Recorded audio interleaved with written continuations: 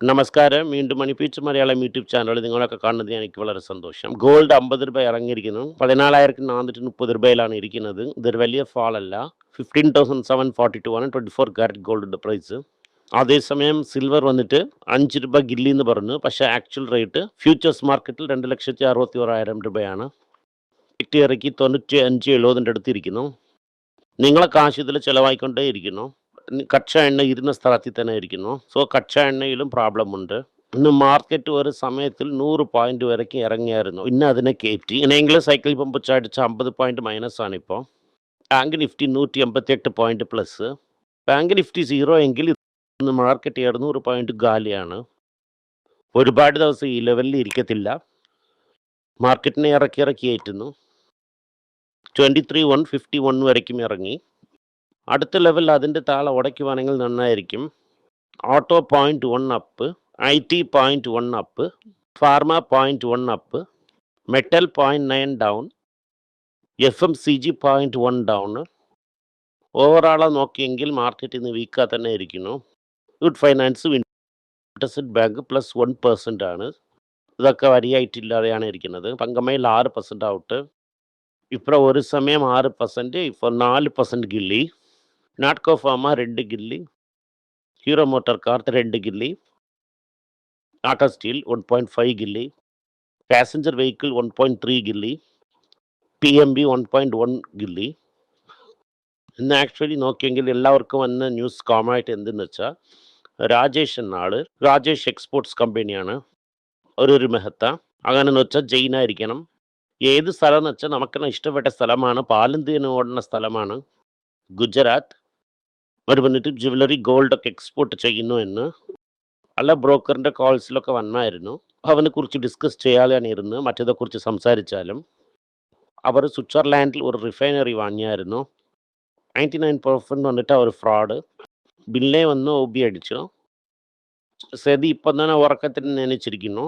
Luckily serious mutual fund എല്ലാവരും മറന്നു. പക്ഷേ ഗുജറാത്തിൽ ഒരു ആർക്കെങ്കിലും കഷ്ടമെങ്കിൽ ആരും ഓടണം. ആപത് പാണ്ഡവൻ LIC ഓടണം. നിങ്ങളെ കാശ് 2,000 കോടി ഗോവിന്ദോന്ന് പോയി. പണം 2,000 കോടിന് ഈ ഗവൺമെൻറ് ഇട്ടിരിക്കുന്നു. അക്കൗണ്ടബിലിറ്റി ഒന്നും ഇല്ല.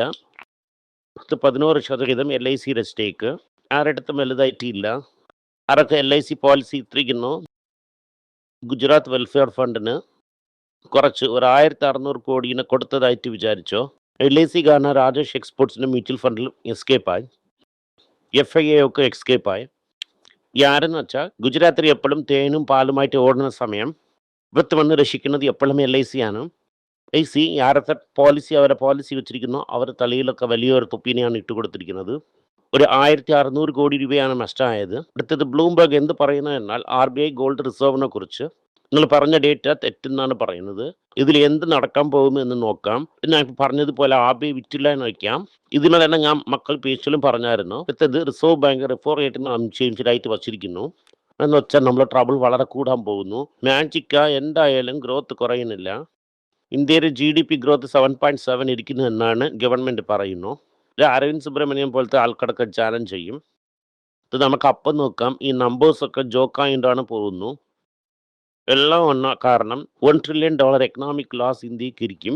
ഒരു റിസർച്ച് എക്സ്പേർട്ട് പറയുന്നെങ്കിൽ 2032 അതായത് ഇന്ന് തുടങ്ങി 2032 വരയ്ക്കും 10 ലക്ഷം കോടി നഷ്ടമാകാൻ ചാൻസ് ഇരിക്കുന്നു എന്ന് പറയുന്നു.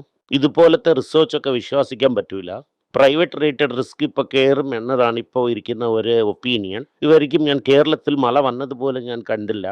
ഇപ്പോൾ നോർമലായിട്ട് മെയ് അവസാനം മഴ വന്നിരിക്കണം. 5 ദിവസത്തിൻ്റെ ഡിലേ ഉണ്ട് അവിടെ. കേരളത്തിൽ മഴ ഇല്ലെങ്കിൽ ഇന്ത്യ മൊത്തം മഴ ഡിലേ ആണ്. അട്ടേഞ്ചറിൻ്റെ വിലയും കൂടുതലാണ്. വെള്ളം നോക്കുമ്പോൾ വിലവാശിയൊക്കെ കയറും. ഗവൺമെൻറ് പറയും വിലവാശി കയറിയേ ഇല്ല എന്ന് പറയും. ഇതിനെ വേണമെങ്കിൽ വിശ്വസിക്കാം. ഇത്തി സ്റ്റോക്ക് ഇന്നും പാള വിളുകൊണ്ടേ ഇരിക്കുന്നു. വിപ്രോ ധർമ്മ അടി അടിച്ചു. എല്ലാം വിഴുന്നായിരുന്നു. വിപ്രോയും നല്ല വിഴുന്നു. ഇലക്ട്രോണിക് ഗോൾഡ് റെസിപ്റ്റ്സ് വന്ന് GST ചാലഞ്ച് വരും. GST അക്കൗണ്ട് വെച്ചാൽ എന്ത് ചെയ്യണം എന്ന് ബുല്യൻ ഡീൽസിൻ്റെ അടുത്ത് ചോദിക്കുന്നു. എന്ത് പറയുന്നു എന്നാൽ മര്യാദയ്ക്ക് ഗോൾഡിനെ വാങ്ങി എല്ലാം സൂക്ഷിച്ച് തലാടിനടിയിൽ വയ്ക്കണമെന്നാണ് വളരെ നല്ലത്. HTC ANC എന്ത് പറയുന്നു എന്നാൽ ഇനി തൊട്ട് ഗോൾഡ് കയറ്റുന്നതിന് കാശ് വാങ്ങത്തില്ല എന്ന് പറഞ്ഞിരിക്കുന്നു. രണ്ട് വളരെ കൂടുതലായിരിക്കുന്നു, സ്ട്രോങ് ആയിരിക്കുന്നു. ഗോൾഡ് വാങ്ങുന്നത് വളരെ പാടായിരിക്കുന്ന കാരണം കൊണ്ട് HDFC ഗോൾഡ് ETF കാശ് വാങ്ങൂല. എന്ന് പറഞ്ഞിരിക്കുന്നു. ഓൾഡ് ഗോൾഡ് ഒരുപാട് ആൾക്കാർ വിൽക്കുന്നു, എക്സ്ചേഞ്ച് ചെയ്യുന്നു. ആ വോളിയൂമിന് 60% ഏറിയിരിക്കുന്നു. ഇതിൽ ടൈറ്റൻ, കല്യാൺ 2 പേർക്ക് വളരെ ഖുഷിയാണ്. അത്രയും ആൾക്കാരൊക്കെ സന്തോഷത്തോടെ ഇരിക്കുന്നു. ഇതിൽ വന്ന ഇമ്പോർട്ട് റെസ്ട്രിക്ഷൻസ് വന്ന് ടൈറ്റൻ, കല്യാൺ പിന്നെ അതർ മെറ്റൽ സ്റ്റോക്സിനെയും ഫോക്കസിൽ വച്ചിരിക്കുന്നു. ഇത് കാരണം ഒന്നും വിഷമിക്കേണ്ട, പക്ഷെ സ്മഗ്ലിംഗ് ഇൻക്രീസ് ആവും, ഡർദി ടേബിൾ ഒരുപാട് വരും. ടൈറ്റൻ എന്ത് പറയുന്നു എന്നാൽ വെന്യൂനെ ഡബിൾ ചെയ്യും, പ്രോഫിറ്റിനെയും ഡബിൾ ചെയ്യും. ഇങ്ങനെ സംസാരിക്കുമ്പം ഒരു കമ്പനി സ്റ്റാർട്ട് ചെയ്യുന്നത് എത്രയും കഷ്ടം, ഇത്രയോ പാടുപെട്ടാണ് തന്നെ സ്റ്റാർട്ട് ചെയ്തത്. തമിഴ്നാട് ഗവൺമെൻറ്റും ഇങ്ങനെയാണ് 28% ഷെയർ വന്നത് ടൈറ്റൻ്റെ. കിങ് ഓഫ് ഇന്ത്യ എന്ന് പറഞ്ഞ് ടൈറ്റൻ ഒരു കഥയായിട്ട് എടുത്തിരിക്കുന്നു. അശ്വതിൻ ഇഷ, ജെ.ആർ. ദിമാൻ നടിച്ചിരിക്കുന്നു. കിയാർ ജയാഡി പോലെ ഇല്ല, പക്ഷെ അത് സംസാരിക്കുന്ന സ്റ്റൈല്, ആക്ടിംഗ് ഒക്കെ നോക്കിയെങ്കിൽ ജെ.ആർ.ഡി പോലെ ഇരിക്കുന്നു. അതുപോലെ തന്നെ ജയ്സയർ നടിച്ചവരും നല്ല നടിച്ചിട്ടുണ്ട്. ഒരു പാട്ട് ഇരിക്കുന്നു, ഒരു പാട്ട് 50 നിമിഷമാണ്. ഒരു കമ്പനി തുടങ്ങുന്നത് വളരെ ഈസി ആയിരിക്കുന്നു. 1978 ഓസൂർ ഇങ്ങനെയാണ് ഇരുന്നു. ഫോട്ടോസൊക്കെ എടുത്തിട്ടിട്ടുണ്ടായിരുന്നു അതിൽ എന്താണ് ഇരിക്കുന്നതെന്ന്, എങ്ങനെയാണ് ഹോസൂർ ഡെവലപ്പായി, ടി വി എസ് മോട്ടോഴ്സും എന്തൊക്കെ കോൺട്രിബ്യൂട്ട് ചെയ്തിരിക്കുന്നു ഒക്കെ നോക്കാൻ പറ്റും. പക്ഷെ അതിൽ ആ ടി വി എസ് മോട്ടോറിനെ കുറിച്ച് വരത്തില്ല, നിങ്ങൾ തന്നെ മനസ്സിലാക്കി എടുക്കണം. ഒക്കെ ചേർത്ത് ഓരോരോ 6 എപ്പിസോഡായിട്ട് എടുത്തിരിക്കുന്നു. വളരെ റിയലിസ്റ്റിക് ആയിട്ടാണ് ഇരിക്കുന്നത്. അത് നോക്കണം. ഈ ഒരു കമ്പനി സ്റ്റാർട്ട് ചെയ്യുമ്പോൾ എത്രയും വലിയ പാടെന്ന് മനസ്സിലാവും. ഇതിപ്പോൾ എന്ത് പറയുന്നത് എന്നാൽ 76,078 കോടി രൂപ ഇരിക്കുന്നു. 1.5 ലക്ഷം കോടിയായിട്ട് അവരാക്കുമെന്നാണ് പറയുന്നു. 1073 ക്രോസ് പ്രോഫിറ്റിന് 1000 ക്രോർസ് ആയിട്ട് അവർ മാറ്റാൻ പോകുന്നു. എന്താണ് സൊല്യൂഷൻ എന്ന് നോക്കുമ്പോൾ ന്യൂൽ ടാറ്റ എന്ത് പറയുന്നു എന്നാൽ ഇന്റർനാഷണൽ എക്സ്പാൻഷനാണ് ഒരേ വഴി. ഇന്ത്യയിലെ ഗവൺമെൻറ് ഇങ്ങനെ ഗോൾഡ് വാങ്ങാതെ അതിനെ വാങ്ങാതെ ഇതിനെ വാങ്ങാതെ എന്നൊക്കെ പറയും. ഇപ്പം നമ്മൾ ഇൻ്റർനാഷണൽ മാർക്കറ്റിൽ പോവാം, എവിടെയൊക്കെ ഇന്ത്യകളുണ്ട് അവിടെയൊക്കെ പോവാമെന്ന് പറയുന്നു. അത് തന്നെ നമുക്ക് ലോങ് ടേം ഗ്രോത്തിന് തരും എന്ന് പറയുന്നു. അതിൽ എന്ത് വരും എന്നാൽ ഒരിടത്തിൽ പോയി, അതായത് സ്വിറ്റ്സർലാൻഡിൽ അവിടെ ചേർന്ന് ഞങ്ങൾ വാച്ച് ചെയ്യും എന്ന് പറയുമ്പോൾ എങ്ങനെയാണ് അവരെ അവമാനപ്പെടുത്തുന്നു, എങ്ങനെയാണ് അവർ ഫേസ് ചെയ്യുന്നു. അവസാനം ആ കമ്പനിയെ തന്നെ ടൈറ്റൻ വാങ്ങും. ഉടലും ഇതുപോലത്തെ ഒരു കഥ ഉണ്ടാകും. ഇതുപോലെ ഇങ്ങനെ നടന്ന ഒരു കാര്യത്തിന്, അതായത് ഒരു ചരിത്രത്തിനെ എടുത്ത് പടം പോലെ കാണിക്കുന്നത് ജനങ്ങൾക്ക് വളരെ നല്ലതാണ്. സ്റ്റീൽ 9%, ഇന്ത്യ സ്റ്റീൽ ഗ്രോത്ത് വരും എക്സ്പാൻഷനിൽ പറയുന്നു. എന്ത് പറയുന്നു എന്നാൽ ബ്യൂട്ടി, ഫുട്വെയർ, ഇന്നർ വെയർ ഒക്കെയാണ് ഗ്രോത്ത് തരുമെന്ന് പറയുന്നു. അക്കുമടഞ്ഞ് കയറ്റും എന്നാണ് പറഞ്ഞിരിക്കുന്നത്. പോയ വർഷമേ 4015 ക്രോർസ് കൊടുത്തിരിക്കുന്നു. Diversification into high growth areas വന്ന് റവന്യൂവിനെയും പ്രോഫിറ്റിനെയും കയറ്റുമെന്ന് ജനങ്ങൾ വിശ്വസിക്കുന്നു. ടാറ്റ സൺസ് എന്ത് ചെയ്യുന്നു എന്നാൽ കടയെ മൂടിയാലും തേവയുള്ള കടന്ന് അവിടെ കറക്റ്റായിട്ട് കെട്ടുന്നു. 166 കോടി രൂപ ഗവൺമെൻറ്റിന് AGR കാശിന് കൊടുത്തിരിക്കുന്നു. A1 അനിയായിരിക്കുന്നു. പാതി സാധനങ്ങളെ കൊടുക്കാതെ ഡിമിക്ക് കൊടുത്തുകൊണ്ടിരിക്കുന്നു. അജിത്തിൻ്റെ പടത്തിൽ പറഞ്ഞതുപോലെ 1000 രൂപ മോട്ടിച്ചെങ്കിൽ പോലീസ് പിടിച്ചടിക്കും. 1000 കോടി ആയെങ്കിൽ പോലീസ് വിളിച്ച് സംസാരിക്കാൻ കൂടെ ചെയ്യൂല. ഇതാണ് ഇന്ത്യയുടെ ഗതി. തുരുവ് പടമാണ്, നിങ്ങൾ നോക്കാം. മാരുതി വന്ന് ഇന്ത്യയുടെ ഫസ്റ്റ് ഫ്ലെക്സ് ഫ്യൂൽ കാറിന് ലോഞ്ച് ചെയ്തിരിക്കുന്നു. FIA വന്ന് 2.5 ലക്ഷം കോടി വിറ്റിരിക്കുന്നു. ഈ 25-26 ഇന്ത്യത്തെ 5 മാസത്തിൽ വിറ്റത് ഇതായിട്ട് പോയ വർഷത്തിൽ വിറ്റതിനെക്കാട്ടിലും കൂടുതലെന്നാണ് പറയുന്നു. അവറിന് 400 കോടി രൂപയാണ് ഇപ്പോൾ വിൽക്കുന്നത്. 26 2,63,000 കോടി വിറ്റിരിക്കുന്നു. 1,53,000 കോടി മുമ്പേ വിറ്റത് ഉടനെ ഉടച്ചിരിക്കുന്നു. 70 വർഷത്തെ ഹിസ്റ്ററിയിൽ ഇല്ലാതാണ് നടന്നിരിക്കുന്നത്. ഇന്ത്യയിൽ പല ആൾക്കാർ കാശിനെ വെളിയിൽ എടുത്തുകൊണ്ട് പോകുന്നു. കാശിന് റീച്ചൊക്കെ എടുത്തുകൊണ്ടേ ഇരിക്കുന്നു. ഇന്ത്യയിൽ 1000 കോടി ഇട്ട് കമ്പനി സ്റ്റാർട്ട് ചെയ്ത് സൂപ്പറായിട്ടൊരു ലാഭത്തിനെ കൊണ്ടുവന്ന് 30 വർഷം കഴിഞ്ഞ് 1000 കോടിക്ക് 5000 കോടിയുമായിട്ട് എടുത്തുകൊണ്ട് ഇത് ഇരിക്കുന്നതിൽ 80% സ്റ്റേക്ക് ഇരിക്കുന്നു എന്ന് പറഞ്ഞ് കമ്പനിനെ കൺട്രോൾ ചെയ്യുന്നു. വന്നിട്ട് നമ്മളെ ലോക്കൽ മാർക്കറ്റ്സിനെ ഗാലിയാക്കി ഇലക്ട്രോണിക്സിൽ 20% സ്റ്റേക്കിനെ വിട്ട് ഇറ്റ കാശിന് പല മടങ്ങ് എടുത്തുകൊണ്ട് ഇവിടെ വെച്ചുകൊണ്ട് എൻ്റെ കമ്പനി എന്ന് പറയുന്നു. അത് തന്നെ ചെയ്യുന്നു. വേൾപൂളും അത് തന്നെ ചെയ്യുന്നു. വളരെ വീക്ക്നെസ് വന്നിട്ട് ഇന്ത്യയുടെ GDPനെ കുറയ്ക്കും. ഓരോ 7% കയറിയാലും ഓവറാൾ ഒരു 3-4% GDP കാരണം കുറയും.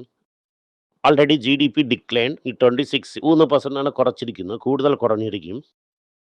Trillion economy in cricket in world cup ഫൈനലിൽ പറഞ്ഞായിരുന്നു. 4 ട്രില്യണെ കാണാൻ പറ്റിയില്ല. 3.77 ട്രില്യണിൽ തന്നെ ഇരിക്കുന്നു. അടുത്തത് ബാങ്കിൽ വെച്ചിരുന്ന കാശിന് ഡെപ്പോസിറ്റ് ഇൻഷുറൻസിന് മാറ്റാൻ നോക്കിക്കൊണ്ടിരിക്കുന്നു.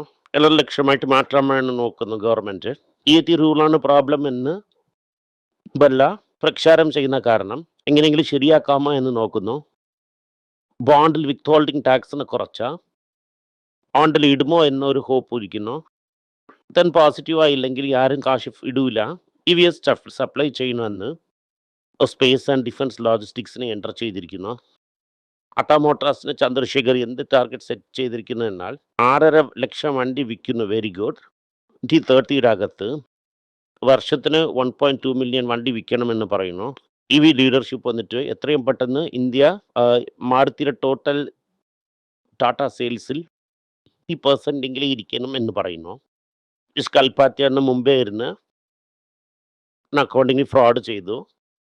ട്രഷറിയിലും ചേർത്ത് കുറച്ച് ഫ്രോഡ് ചെയ്തിരിക്കുന്നു എന്നാണ് പറയുന്നത്. പിന്നെ റൈസ് വാട്ടർ ഹൗസ് പറയുന്നു. അന്തരപ്പി എന്ത് പറയുന്നു എന്നാൽ ഈ ഹൈ കമ്പ്യൂട്ടിംഗ് കോസ്റ്റ് കാരണം തന്നെ പ്ലാൻ ഞങ്ങൾ ഇടുന്നു എന്ന് പറയുന്നു. അത് പുതിയ റെക്കോർഡ്. കൊറിയയിൽ ഒരുപാട് ആൾക്കാർ വിൽക്കുന്നു. കാശിന് എല്ലാവരും വെളിയിലെടുത്തുകൊണ്ടാണ് പോകുന്നു കൊറിയയിൽ. പിന്നെ ഇന്തോനേഷ്യയിൽ മാർക്കറ്റ് വെസ്റ്റ് പെർഫോമൻസ് ആണ്. ഇന്ത്യയും ഇന്തോനേഷ്യയും റേസ് ഇട്ടുകൊണ്ടിരിക്കുന്നു. അവിടെ ഒരു ജെൻഡർ ഇലക്ഷൻ ജയിച്ച് ഒരു നാശം ചെയ്യുന്ന കാരണമാണ് ഇങ്ങനെ ഇരിക്കുന്നു എന്ന് പറയുന്നു. ഇതാണ് ഇന്നുള്ള വാർത്ത. നന്ദി, നമസ്കാരം.